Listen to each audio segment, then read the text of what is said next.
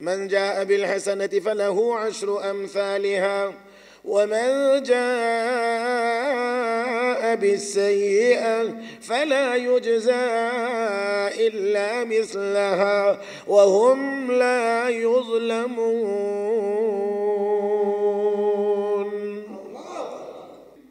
إن الله وملائكته يصلون على النبي يا أيها الذين آمنوا صلوا عليه وسلموا تسليما। নিশ্চয় আল্লাহ এবং তার ফেরেশতারা ইউসাল্লুনা আলান নবী, নবীর উপরে দরুদ পড়ে। তাহলে যে আমল আল্লাহ করেন সে আমল যদি বান্দা করে তাহলে সে আমলটা আল্লাহর কাছে অপ্রিয় না প্রিয়? অনেক অনেক। নবীর উপরে এমনকি আল্লাহর নবীর উপরে দরুদ শরীফ না পড়ে দোয়া করলে এই দোয়াও আল্লাহর দরবারে কবুল হয় না, ঝুলন্ত থাকে। এই জন্যে দোয়ার আগে দরুদ শরীফ পড়া, যাতে করে দোয়া আল্লাহর দরবারে কি হয়? কবুল হয়। দোয়ার শুরু এবং শেষ যেন দরুদ দিয়ে হয়। দোয়ার শুরুটা দোয়ার আগে দরুদ শরীফ, শেষে দিয়া দরুদ শরীফ। সাল্লাল্লাহু তাআলা আলা খাইরি খালকিহি মুহাম্মদ ওয়া আলা আলিহি ওয়া আসহাবিহি আজমাইন। এইভাবে দরুদের মাধ্যমে দোয়া করা, তাহলে এই দোয়া আল্লাহর দরবারে কবুল হয়। হ্যাঁ, আল্লাহ দোয়া করেন, আল্লাহ দরুদ শরীফ পড়েন, এটার অর্থ আবার একটু ভিন্ন। আমাদের দরুদ আর আল্লাহর দরুদ এক না।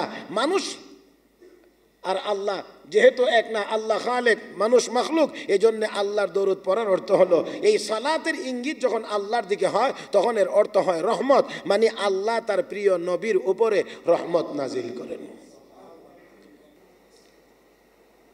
দেখেন, আল্লাহ রাব্বুল আলামিন আমাকে আপনাকে মানুষ বানাইছেন, এটাই তো আল্লাহ রাব্বুল আলামিনের দয়া। এটা আমরা দুনিয়াতে আসার আগেই আল্লাহর এই দয়া। আমাকে আপনাকে মানুষ করে দুনিয়াতে প্রেরণ করেছেন। চাইলেই তো আল্লাহ আমাকে আপনাকে যে কোনো প্রাণী বানাইতে পারতেন, যে কোনো নিকৃষ্ট প্রাণীও বানাইতে পারতেন। তা না বানাইয়া রব্বে করিম এমন জাতি, এমন সত্তা আমাকে আপনাকে বানাইছেন, এমন বস্তু, এমন জিনিস যাকে আল্লাহ রাব্বুল আলামিন নিজে সম্মানিত করেছেন। ওয়ালাকাদ কাররামনা বানি আদম, আল্লাহ বলেন আদম সন্তানকে আমি আল্লাহ সম্মানিত করেছি। এই সম্মানিত আল্লাহ রাব্বুল আলামিন করেছেন। এক নাম্বার, আল্লাহ এই মানব জাতিকে, মানুষগুলোকে সৃষ্টির সবচাইতে সুন্দর প্রাণী বা মাখলুক হিসাবে আল্লাহ সৃষ্টি করেছেন। রব্বে করিম বলেন ওয়াত্তিনি ওয়াজ্জাইতুন ওয়া তুরি সিনিন ওয়া হাযাল বালাদিল আমিন লাকাদ খালাকনাল ইনসানা ফি আহসানি তাকওয়িম। আমি আল্লাহ চারটা জিনিসের শপথ করে বলছি, নিশ্চয়ই আল্লাহ রাব্বুল আলামিন মানুষকে সবচেয়ে বেশি সুন্দর করে সৃষ্টি করেছেন। তাহলে সৃষ্টি জগতে মানুষের চাইতে সুন্দর আর কোনো মাখলুক? মহব্বতের সাথে বলি আলহামদুলিল্লাহ। সবচেয়ে সুন্দর করে আল্লাহ আমাকে আপনাকে বানাইছেন। এত সুন্দর কোনো প্রাণী আল্লাহ বানান নাই, কোনো মাখলুক আল্লাহ বানান নাই। আল্লাহর কি এটা দয়া না? অবশ্যই। শুধুমাত্র তা না, আল্লাহ রাব্বুল আলামিন বলেন ওয়াস-সামা'i ওয়াত-তারিক ওয়া মা আদরাকা মাত-তারিক আন-নাজমু আস-সাকিব ইন কুল্লু নাফসিন লাম্মা আলাইহা হাফিজ। আল্লাহ রাব্বুল আলামিন কসম করে বলেন প্রত্যেকটা প্রাণী, প্রত্যেকটা মানুষের পিছনে আমি আল্লাহর পক্ষ থেকে নিরাপত্তা ব্যবস্থা রয়েছে। এই আয়াতের ব্যাখ্যায় রাসূল করিম সাল্লাল্লাহু আলাইহি ওয়াসাল্লাম হাদিস শরীফে ঘোষণা করেছেন, মানুষের হেফাজতের জন্য যদি আল্লাহর পক্ষ থেকে নিয়োজিত ফেরেশতার হেফাজত আর বেষ্টনী না থাকতো, তাহলে চিল যেমন করে মোরগের বাচ্চাকে ছো মেরে নিয়ে যায়, জিন্নাতেরা, জিন সম্প্রদায়ের লোকেরা মানুষের বাচ্চাগুলোকে এমন করে ছো মেরে উড়াইয়া নিয়ে যেত।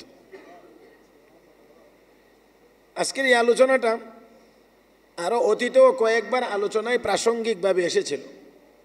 শুধু বলা হয়েছিল যে পরে কোনো সময়ে আলোচনা হবে। তাই আজকে আপনাদের খেদমতে সেই কথাগুলো বলার ইচ্ছা যে আল্লাহ রাব্বুল আলামিনের পক্ষ থেকে আল্লাহ প্রদত্ত কি নিরাপত্তা ব্যবস্থা আমার আপনার জন্য রয়েছে। শুধু আল্লাহ বানাইছেন তা না, আমার আপনার নিরাপত্তার ব্যবস্থাটাও কে করেন? দেখেন, এর মধ্য থেকে একটি দিক যে আল্লাহ রাব্বুল আলামিন, আমি যে আয়াত তিলাওয়াত করেছি আল্লাহর কালাম থেকে সূরা রাদের 11 নম্বর আয়াত, এই আয়াতের 3টি অংশ আছে। প্রথম অংশে আল্লাহ রাব্বুল আলামিন একজন মানুষের ব্যক্তিগত নিরাপত্তার কথা বলেছেন। দ্বিতীয় অংশে আল্লাহ রাব্বুল আলামিন জাতীয় নিরাপত্তার কথা বলেছেন। তৃতীয় অংশে রব্বে করিম বলেন, এত সত্ত্বেও যদি আল্লাহর আযাবের চূড়ান্ত ফয়সালা হয়ে যায় কাহারও ব্যাপারে বা কোনো জাতির ব্যাপারে, তাহলে ওই আযাব থেকে, ওই গজব থেকে তাকে বাঁচানোর মতো কেউ নাই, তাকে সাহায্যকারীও কেউ নেই। প্রথম অংশে আল্লাহ রাব্বুল আলামিন বলেন, লাহু মুআক্কিবাতুম মিন বাইনি ইয়াদাইহি ওয়া মিন খালফিহি ইয়াহফাজুনাহু মিন আমরিল্লাহ। প্রতিটি মানুষের আগে এবং পিছনে একের পর এক অবতরণকারী ফেরেশতা রয়েছে, যারা আল্লাহর নির্দেশে ওই ব্যক্তিটাকে বিভিন্ন রকমের আপদ বিপদ বালা মুসিবত থেকে হেফাজত করে থাকেন। তাফসীরের কিতাবে মুফাসসিরিন কিরাম লিখেন, আল্লাহ রাব্বুল আলামিন যে বলেছেন আগে ও পিছনে একের পর এক অবতরণকারী ফেরেশতা রয়েছে, এই ফেরেশতা তাকে বিপদ আপদ থেকে হেফাজত করেন। এই ফেরেশতার সংখ্যা কত, কিভাবে তারা হেফাজত করেন? কিছু ফেরেশতা আছে সরাসরি তাকে বিপদ থেকে সরাসরি হেফাজতের জন্য দায়িত্বে নিয়োজিত। কিছু ফেরেশতা আছে কিছু আমল করলে সেই আমলের কারণে ওই ফেরেশতারা তার পক্ষ থেকে আল্লাহ রাব্বুল আলামিনের কাছে দোয়া করে, আল্লাহ রাব্বুল আলামিনের পক্ষ থেকে দায়িত্ব পালন করে। আল্লাহর নির্দেশ মোতাবেক যদি নেক আমল করে তাহলে এর ফলাফল হয় একরকম, যদি গুনার কাজ হয় তাহলে দায়িত্বে নিয়োজিত ফেরেশতা তার দায়িত্ব পালন করে ভিন্ন রকম। এই 10 জন ফেরেশতার মধ্যে প্রথম 2 জন ফেরেশতা, একজন তার সামনে, একজন তার পিছনে। সামনে এবং পিছনের এই 2 ফেরেশতার কাজ হলো এই লোকটাকে সরাসরি মানুষ শত্রুর আক্রমণ, জিন শত্রুর আক্রমণ এবং এই জাতীয় আরও যত আক্রমণ আছে, যত বিপদ আছে, সেইগুলো থেকে এই 2 ফেরেশতা তাকে হেফাজত করে।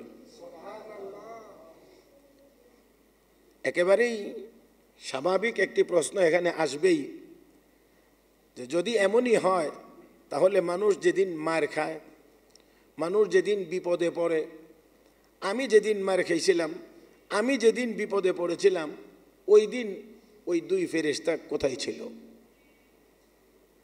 ফেরেশতার এই দায়িত্বই যদি থাকে তাহলে আমি যেদিন বিপদে পড়েছিলাম, আমাকে যেদিন আঘাত করা হয়েছিল, ওই দিন ওই ফেরেশতারা কোথায় ছিল? মোটামুটিভাবে এই প্রশ্নের উত্তরটা আলোচনার একেবারেই শেষ দিকে হইলে আমার মনে হয় বেশি ভালো হবে। মুফাসসিরিন কিরাম লিখেছেন যে আল্লাহ রাব্বুল আলামিনের পক্ষ থেকে ফেরেশতারা নিয়োজিত 10 জন ফেরেশতা এক একজন মানুষের নিরাপত্তার দায়িত্বে নিয়োজিত। দিনের বেলা 10 জন দায়িত্ব পালন করে, রাতের বেলা আলাদা 10 জন ফেরেশতা দায়িত্ব পালন করে। তাহলে যদি বলি দিনে আর রাত্রে মিলায়া, যদিও দায়িত্বরত থাকে 10 জন, কিন্তু দিনে এবং রাত্রে মিলায়া যদি বলি তাহলে এক একজন মানুষের নিরাপত্তার জন্যে রব্বে করিম 20 জন করে ফেরেশতা তার পিছনে নিয়োজিত করেছেন। তো 2 জন ফেরেশতার কথা শুনলাম, একজন সামনে, একজন পিছনে। 3 নম্বর ফেরেশতা প্রতিটি মানুষের ডান কাঁধে, 4 নম্বর ফেরেশতা প্রতিটি মানুষের বাম কাঁধে। এই 2 ফেরেশতার কাজ হলো নেক আমল করলে লেখা, গুনার কাজ করলেও লিপিবদ্ধ করা। এটা হলো এই 2 ফেরেশতার কাজ। তবে ডান কাঁধের যে ফেরেশতা, এই 2 ফেরেশতার মধ্যে ডান কাঁধের ফেরেশতা হলো অফিসার। ডান কাঁধের ফেরেশতার কাজ হলো কোনো নেক আমল করলে করা মাত্রই 10 গুণ বাড়ায়া আমল করবে একটা, তার আমল নামায় সওয়াব লিখে দিবে 10টা। কয়টা? রব্বে করিম এক আয়াতে বলেন, মান জাআ বিল হাসানাতি ফালাহু 10 আমসালিহা ওয়া মান জাআ বিস-সাইয়্যিআ ফালা ইউজজা ইল্লা মিসলাহা ওয়া হুম লা ইউযলামুন।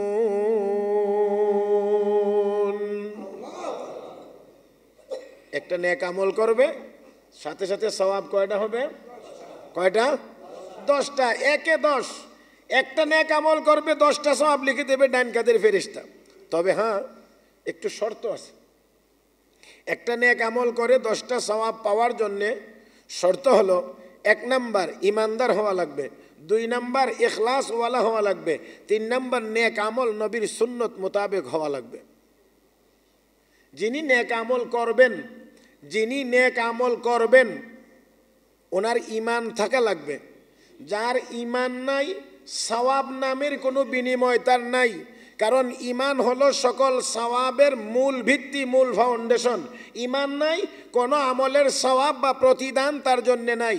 তো এখন প্রশ্ন হলো, যদি একজন মানুষ ঈমান নাই কিন্তু তারপরেও যদি সে ভালো কাজ করে, কোনো ভালো কাজ করে, তাহলে কি আল্লাহ তাকে কোনো বিনিময় দিবেন না? আল্লাহ কি তাকে একেবারেই কোনো কিছু দিবেন না এমন?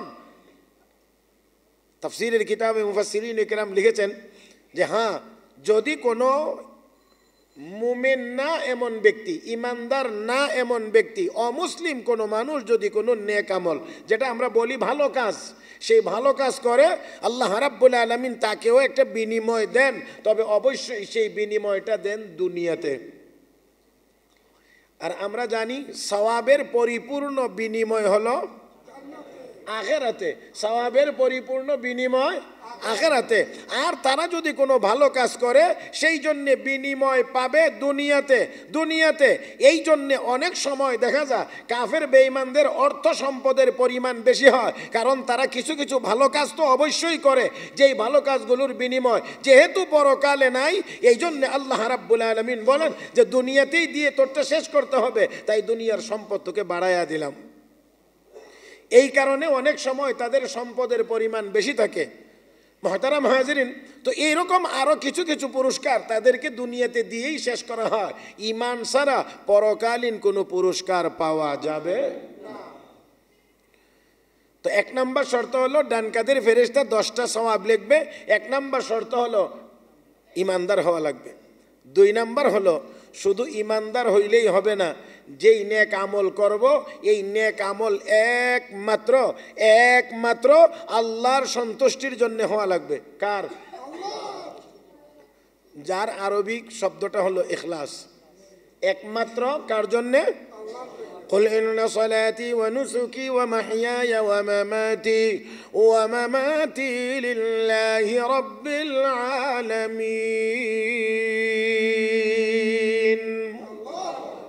নবী আপনি বলেন, আমার নামাজ, আমার রোজা, আমার হজ, আমার কোরবানি, আমার যাবতীয় ইবাদত, আমার জীবন, আমার মরণ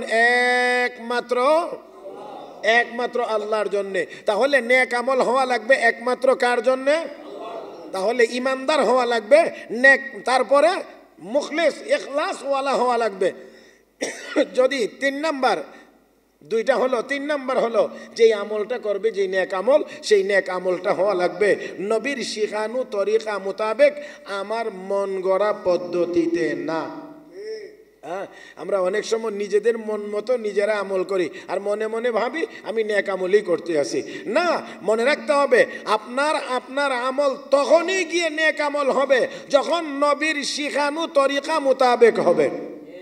নবীর শিখানো তরিকা মোতাবেক যদি হয় না, তাহলে অবশ্যই আপনি দেখতে নেক আমল মনে হলেও নবীর তরিকা মোতাবেক না হওয়ার কারণে এই নেক আমল আল্লাহর দরবারে কবুল হবে না।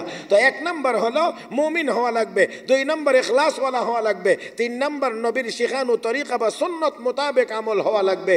এই 3 শর্ত অনুযায়ী একটা নেক আমল করা মাত্রই ফেরেশতা, ডান কাদের ফেরেশতা তার আমল নামায় কয়টা সওয়াব লিখে দিবেন? 10টা সওয়াব লিখে দিবেন। তাহলে এবারে আসেন বাম কাদের ফেরেশতা। বাম কাদের ফেরেশতা ওই ব্যক্তিটা যদি কোনো গুনার কাজ করে, গুনার কাজ করলেই আমল নামায় গুনাহ লিখতে পারবে না। ডান কাদের ফেরেশতাকে জিজ্ঞেস করে, গুনার কাজ করছে, গুনাহ কি লিখব? ডান কাদের ফেরেশতা তখন বলে, না, একটু সময় দাও, দেখো তওবা করে কি না। বলেন তো একটু আওয়াজ করে, এটা কি আল্লাহর দয়া না? ডান কাদের ফেরেশতার প্রতি নির্দেশ হলো এই শর্ত মোতাবেক নেক আমল হবে, সাথে সাথে 10টা সওয়াব লিখে দিবা। বাম কাদের ফেরেশতার প্রতি নির্দেশ হলো গুনার কাজ করলেই গুনাহ লিখবা না, জিগাইয়া লইও। তো ডান কাদের ফেরেশতাকে সুযোগ দাও। সুযোগ দেওয়ার পরে যদি তওবা না করে, আবার জিজ্ঞেস করে তওবা তো এখনো করে নাই, লিখবো? না, আরেকবার সুযোগ দাও। আরেকবার সময় পার হয়ে গেলে তওবা করে নাই, লিখবো? না, আরেকবার দাও। এইভাবে করে 3বার সুযোগ দেওয়ার পরেও যখন গুনার কাজ থেকে তওবা করে না, তখন ডান কাদের ফেরেশতা বলে একটা গুনাহ লিখে দাও। তাহলে গুনার কাজ হইলে গুনাহ হবে কয়টা? নেক আমল করলে ডান কাদের ফেরেশতা লিখবে। রাসূলের সাহাবী হযরত আব্দুল্লাহ ইবনে আমর ইবনুল আস রাদিয়াল্লাহু তাআলা আনহু বিশ্ব নবীর দরবারে গেলেন, গিয়ে বললেন, ইয়া রাসূলুল্লাহ, আপনার হাত মুবারক প্রসারিত করেন, মানে হাত আমার দিকে আগায় দেন, আমি আপনার হাতে হাত রেখে কালেমা পড়ে মুসলমান হয়ে যাব। আল্লাহর নবী হাত বাড়াইলেন, হাত সামনের দিকে আগায় দিলেন, কিন্তু হযরত আব্দুল্লাহ ইবনে আমর ইবনুল আস নিজের হাত নিজের দিকে গোটায় নিলেন, সামনের দিকে নাই, হাত নিজের দিকে নিয়ে আসলেন। আল্লাহ রসুল জিজ্ঞেস করেন, হে আব্দুল্লাহ, তুমি আমাকে বললা আমার হাত আগায় দেওয়ার জন্যে, আর আমি হাত বাড়াইলাম, তুমি তোমার হাত গুটিয়ে নিলে, কারণটা কি? ইয়া রাসূলুল্লাহ, কালেমা পড়ার আগে জানতে চাই আমি যত গুনার কাজ করেছি সবগুলো গুনাহ কি কালেমা পড়লে মাফ হবে কিনা। আমি আগে গুনাহ মাফের গ্যারান্টি চাই, আমার এই গুনাহগুলো মাফ হবে কিনা। আমি যত অন্যায় করেছি কালেমা পড়ে মুসলমান হইলে আমার গুনাহ মাফ হবে কিনা।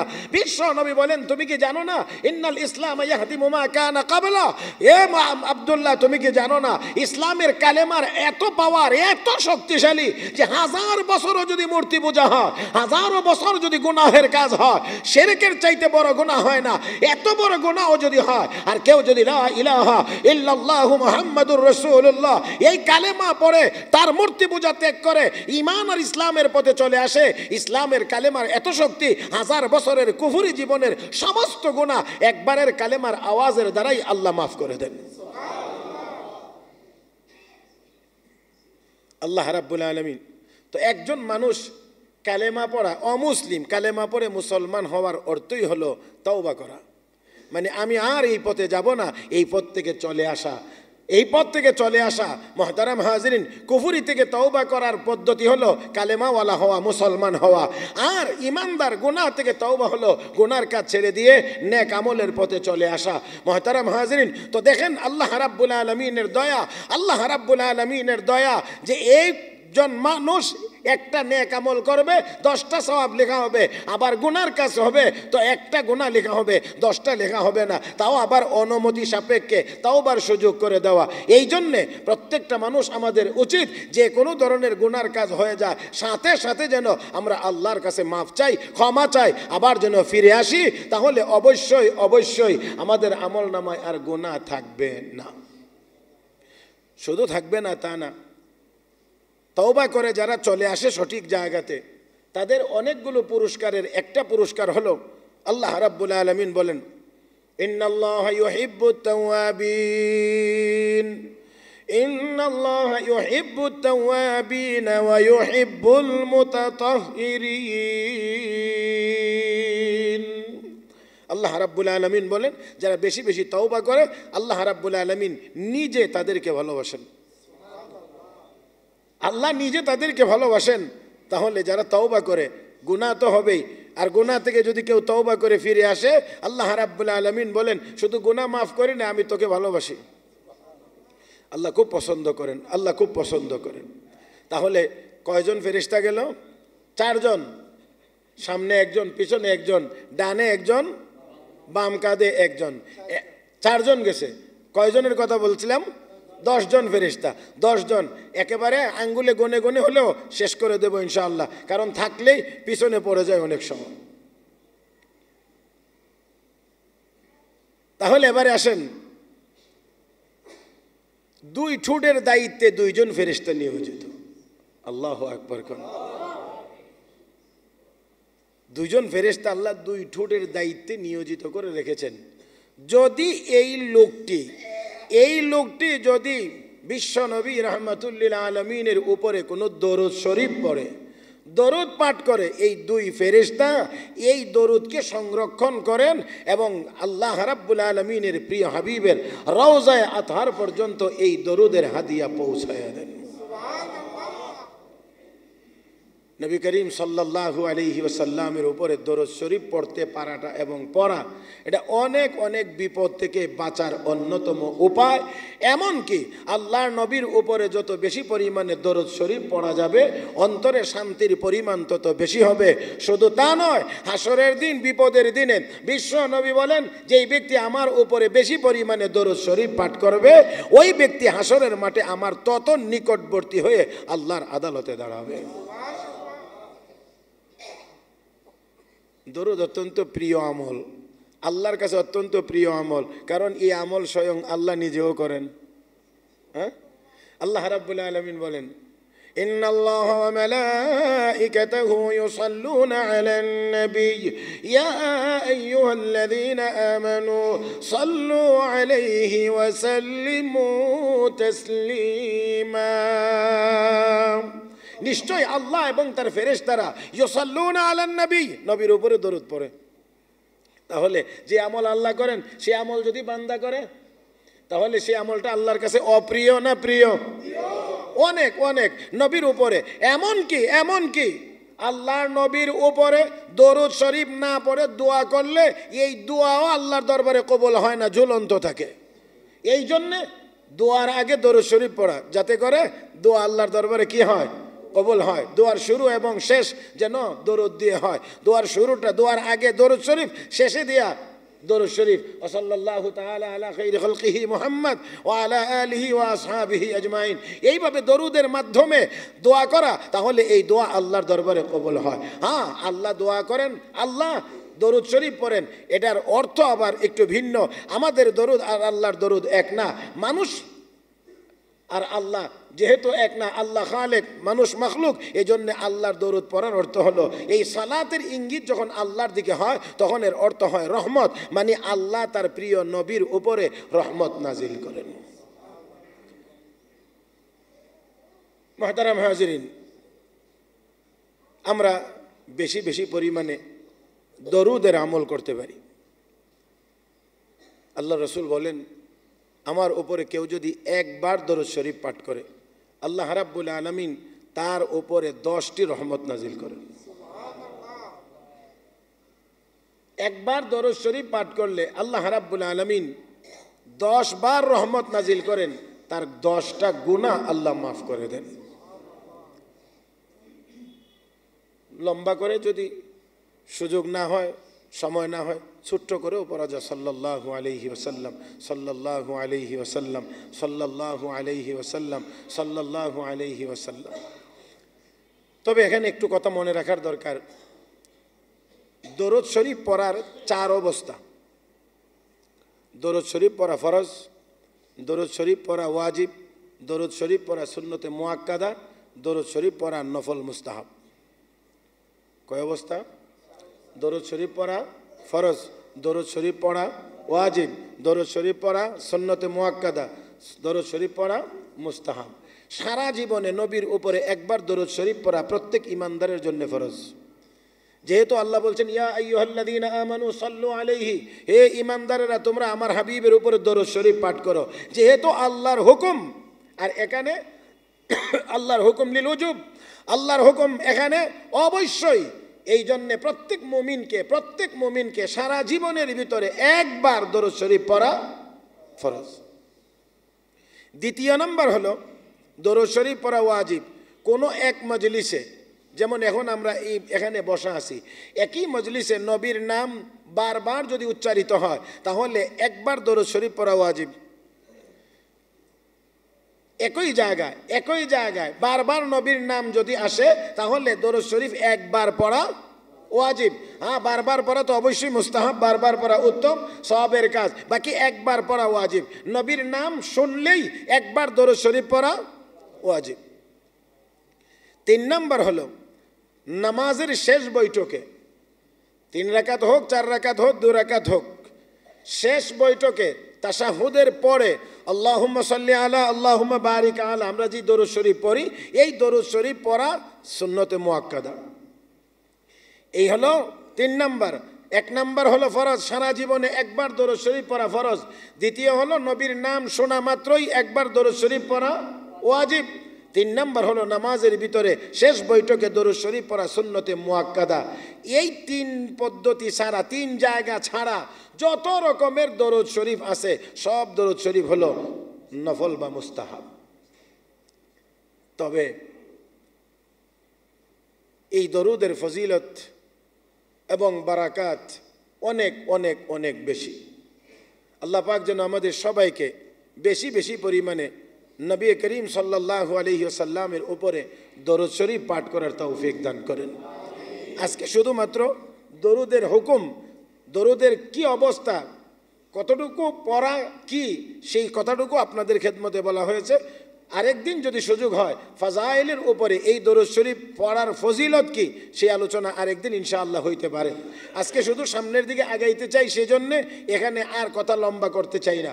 মুহতারাম হাজিরিন, তো বলছিলাম যে আল্লাহ রাব্বুল আলামিনের পক্ষ থেকে দুজন ফেরেশতা দুই টুটের দায়িত্বে নিয়োজিত আছে। যদি এই লোকটা নবীর উপরে দরুদ শরীফ পড়ে, এই দরুদ সংরক্ষণ করা হলো এই দুই ফেরেশতার কাজ। কয়জন হয়েছে? 6 জন। প্রত্যেকটি মানুষের দুই চোখের দায়িত্বে 2 জন ফেরেশতা নিয়োজিত আছে।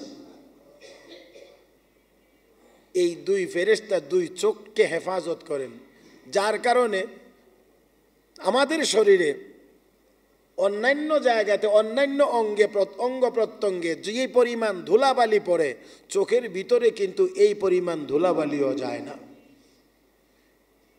সামান্য রকমের, সামান্য কোনো ধরনের অসুবিধা মনে হইলেই অটোমেটিক কুদরতি ব্যবস্থাপনায় আমাদের চোখের নিচে এবং উপরে আল্লাহর কুদরতি 2টা পর্দা আছে, অটোমেটিক পর্দা বন্ধ হয়ে যায়।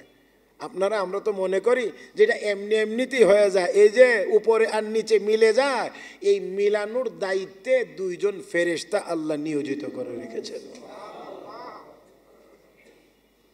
এমনিতেই হয় না, হ্যাঁ, এমনিতেই হয় না। তো যাক, যার কারণে শরীরের অন্যান্য জায়গাতে ময়লা ধুলাবালি যেই পরিমাণে যায় চোখের ভিতরে যায় না। তারপরেও কদাচিৎ হঠাৎ কোনো কারণে যদি একটু সামান্য চলে যায়, তখন টের পাওয়া যায় কেমন যে লাগে, তখন টের পাওয়া যায় কেমন যে লাগে। সামান্য যেটা আবার কাউকে যদি দেখানো হয়, দেখতো আমার চোখে কি পড়ছে, সে খুঁজেই পায় না, চোখে ধরা পড়ে না, এতটা ছোট, কিন্তু তারপরেও যার চোখের ভিতরে পড়ছে তার কাছে মনে হয় কত বড়। হ্যাঁ, ছোট্ট থেকে ছোট্ট একটা পিপিলিকা যদি কানের ছিদ্র দিয়ে ঘুমের ভিতরে, কানের ভিতরে ঢুকতে পারে আর হাঁটাহাঁটি করে, তখন কেমন মনে হয় যেন একটা মহিষ কানের ভিতরে হাঁটতেছে, তাই না? তো আল্লাহ রাব্বুল আলামিনের এত দয়া, এই চোখের হেফাজতের জন্য আল্লাহ রাব্বুল আলামিন 2 জন ফেরেশতা নিয়োজিত করেছেন। মুহতারাম হাজরিন, তাহলে 2 চোখের 2 ফেরেশতা মিলাইয়া হইল কয়জন? 8 জন। 9 নম্বর ফেরেশতা প্রত্যেকটা মানুষের কপালের দায়িত্বে নিয়োজিত। প্রত্যেকটা মানুষের এই কপালের দায়িত্বে একজন ফেরেশতা আল্লাহ নিয়োজিত করে রেখেছেন। এই ফেরেশতার কাজ হলো, লোকটা যদি বিনয়ী হয়, লোকটা যদি বিনয়ী হয়, তাহলে মানুষের সামনে তাকে সম্মানিত করে তোলা এই দায়িত্ব এই ফেরেশতার। এই জন্যে মান তাওয়াযা লিল্লাহ রাফাআহুল্লাহ, যে আল্লাহর জন্য বিনয়ী হয়, আল্লাহ রাব্বুল আলামিন তার সম্মান। একটু বললেন, বিনয়ী দায়িত্বে নিয়োজিত ফেরেশতা, ঠোঁটের দায়িত্বে নিয়োজিত ফেরেশতা, কপালের দায়িত্বে নিয়োজিত ফেরেশতা, মুখের ভিতর দিয়ে অচেতন অবস্থায় যেন কোনো কীট পতঙ্গ, কোনো পোকামাকড় ঢুকতে না পারে, সেই জন্য আল্লাহর পক্ষ থেকে দায়িত্বপ্রাপ্ত নিয়োজিত ফেরেশতা। মুহতারাম হাজরিন, এই 10 জন ফেরেশতা দিনের বেলা দায়িত্ব পালন করেন। দিনের বেলার ফেরেশতারা ফজরের নামাজের সময়ে আসে, আসরের নামাজের সময় চলে যায়। রাতের ফেরেশতারা আসরের সময় আসে আর ফজরের সময় চলে যায়। এইভাবে করে একজন মানুষের পিছনে রব্বে করিমের পক্ষ থেকে 20 জন ফেরেশতা তার নিরাপত্তার জন্য দায়িত্ব পালন করে থাকেন। এবার প্রশ্নটা ছিল একেবারে শুরুতে, জবাবটা একেবারে শেষে। তো আমার সামনে ফেরেশতা, পিছনে ফেরেশতা যদি আমাকে বিপদ থেকে বাঁচানোর জন্যই নিয়োজিত থাকে, তো আমি যখন বিপদে পড়েছিলাম তখন এই ফেরেশতাগুলো ছিল কোথায়? এবারে আসেন, এর 1 নাম্বার জবাব হলো আমরা বিপদে পড়ি আমাদের গুনাহের কারণে। কিসের কারণে? যেমন একটা গুনার কাজ হলো মিথ্যা কথা বলা, না সওয়াবের কাজ? না, এটা আস্তে কইেন, কিন্তু এটা তো আমরা এখন বলি টলি না কেউ। মিথ্যা কথা বলা সওয়াবের কাজ না গুনার কাজ? যেই ব্যক্তি মিথ্যা কথা বলতে পারে তার দ্বারা অনেক গুনার কাজ হইতে পারে। আল্লাহ আমাদের সবাইকে সত্য বলার তৌফিক দান করুন, মিথ্যা ছেড়ে দেওয়ার তৌফিক দান করুন। তবে মনে রাখতে হবে, মিথ্যার মাধ্যমে কোনো মানুষ বিজয়ী হতে পারে না, চূড়ান্তভাবে পরাজিত হবে, ধ্বংস হবে। আর সত্যের উপরে থাকলে চূড়ান্তভাবে সে বিজয়ী হবে।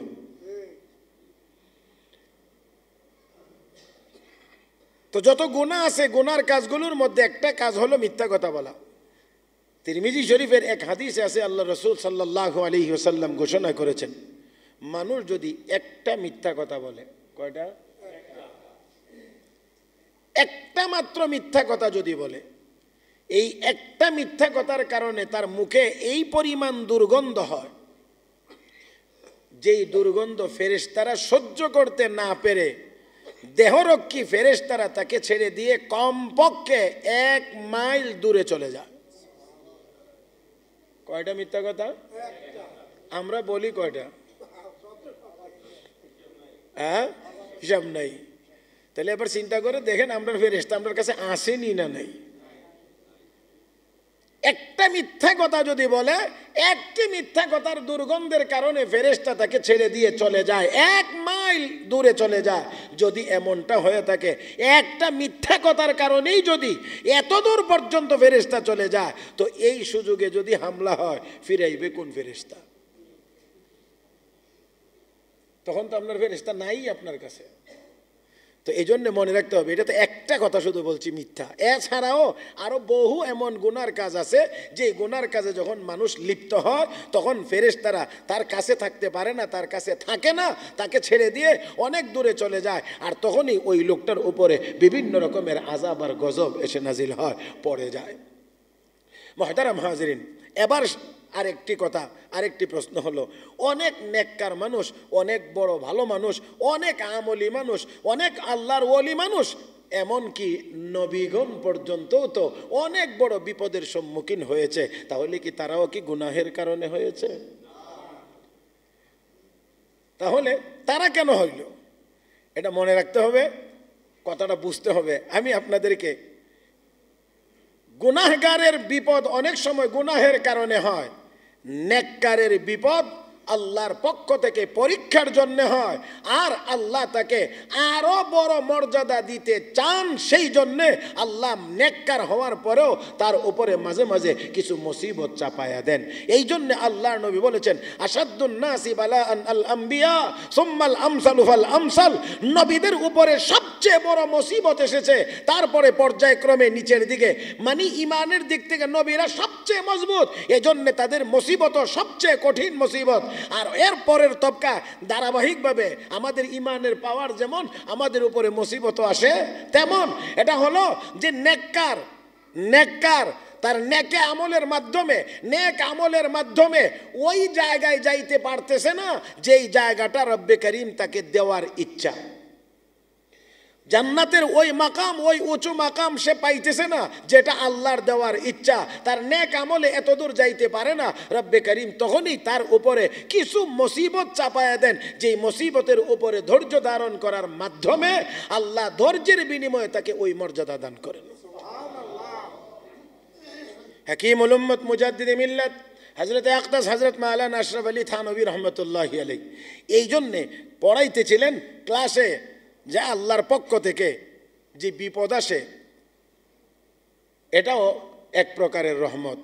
যেমন একেবারে সহজে বলি, সুস্থতাও আল্লাহর দয়া, কোনো কোনো সময় অসুস্থতাও আল্লাহর পক্ষ থেকে দয়া। সুস্থ থাকলে শুকরিয়া আদায় করবে তো আল্লাহ খুশি হবেন, অসুস্থ হলে ধৈর্য ধারণ করবেন তো আল্লাহ খুশি হবেন। তো বিপদ আপদ এটা মুমিনের জন্য রহমত। এমন সময়ে ঘটনাক্রমে এক লোক আসছে, অসুস্থ মানুষ, হাতের মধ্যে ফোড়া হয়েছে, ফোড়া বড়, ব্যথা যন্ত্রণা চিৎকার করতেছে। এই লোকটা আসতেছে, ছাত্ররা মনে মনে ভাবতেছে যে দেখা যাক এবার হুজুর তার জন্য কি দোয়া করে। যদি দোয়া করে যে আল্লাহ তার ফোড়াটা ভালো করে দাও, ব্যথাটা কমায়া দাও, তাহলে বলবো, জিজ্ঞেস করবো যে হযরত বিপদ আপদ না রহমত, তো রহমত বন্ধ হওয়ার জন্য দোয়া করলেন কেন? তো ছাত্ররা মনে মনে এই চিন্তা ভাবনা করে আসছেন, এই ছাত্রদেরকে তো উনিই পড়াইতে আসেন, তো ছাত্র কেমন, উস্তাদ তো এমনিতেই কিছু টের পান। আর হাকিম উম্মত হযরত মুজাদ্দিদে মিল্লাত আশরাফ আলী থানভী রহমতুল্লাহি আলাইহি, যিনি আল্লাহর এত বড় এক ব্যক্তি, যিনি 1365টি কিতাবই শুধুমাত্র আমাদের জন্য লিখে গিয়েছেন, সেই লোকটির অবস্থা কত। একদিন আপনাদেরকে মনে হয় আমি বলেছিলাম, হযরত আখতাস হযরত মাওলানা আহমদ আলী লাহুরি রহমতুল্লাহ আলাইকে একদল আলেম পরীক্ষা করার জন্য গেছেন, শুনছেন ওনার নাকি কাশফ হয়, কাশফ ইলহাম, ওলিদের এটা আধ্যাত্মিক একটা পাওয়ার শক্তি। এই জন্যে পরীক্ষা করার জন্যে 3-4 জন আলেম ওলামা কিছু হাদিয়া তুফাও নিছে, একটা নিচে হালাল টাকা দিয়ে কেনা, আর একটা হাদিয়ার পোটলা নিচে হারাম টাকা দিয়ে কেনা। এবার গেছেন, দরজায় গিয়ে নক করছেন, তো হযরত দরজা খুলে দেখেন এই উলামা একরাম, তারাই তো বিভিন্ন সময় আমার বদনাম করে, সমালোচনা করে, তারা আবার আমার গেটে হাজির। আর তিনি একটু আশ্চর্যের ভর ভঙ্গিতেই বললেন, কেসে আনা হওয়া, আপনারা কিভাবে আমার কাছে আসলেন? হযরত मुलाकात जियारत के लिए आया हो, हजरत আপনার সাথে সাক্ষাতের জন্য এসেছি। নেই, মেরে ইমতিহান লেনে কে লিয়ে আয়া হো, সাক্ষাতের জন্য আসেন নাই, পরীক্ষা করতে এসেছেন। সাক্ষাৎ করার জন্য আসেন নাই, পরীক্ষা করার জন্য এসেছেন। এখন মৌলবী একজন আরেকজন কি ব্যাপার, এবার হযরত মাফ কিজিয়ে, গুস্তাকি হয়ে গে, মাফ কিজিয়ে, মাফ করে দেন, ভুল হয়ে গেছে। এবার হাদিয়ার পোটলা দিয়েছেন 2টা, যে হযরত আমাদের পক্ষ থেকে সামান্য হাদিয়া আপনি গ্রহণ করবেন।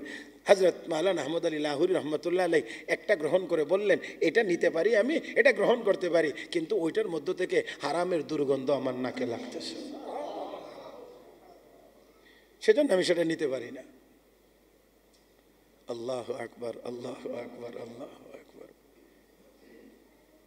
ও ভাই, তো সেটা আল্লাহওয়ালাদের এক হালত। তো এটা আল্লাহ প্রদত্ত, আল্লাহর পক্ষ থেকে মাঝে মাঝে হয়ে থাকে। এটা আল্লাহওয়ালাদেরকে আল্লাহ এমন গুণ, এমন যোগ্যতা দান করেন। তো দেখেন তিনি কেমন করে, ওনার নাকে কোন দুর্গন্ধ লাগলো। আর আমরা তো মাশাআল্লাহ হারামের উপরেই বসবাস করি, হ্যাঁ, হারাম না খাইলে যেন আরাম লাগে না। অথচ কথা ছিল হারামের মধ্যে কোনো আরাম, হারামের ভিতরে কোনো আরাম আসলেই নাই। কিন্তু আমাদের চাল চলনে বোঝা যায় হারাম ছাড়া আমাদের কোনো আরাম নাই। তো কি বলছিলাম জানি, ফোড়া নিয়ে আসছে না, তো দোয়া করবেন কি? তো আল্লাহর এই বান্দা কিছুটা টের পান না, হ্যাঁ, কিছুটা তো টের পাওয়ারই কথা।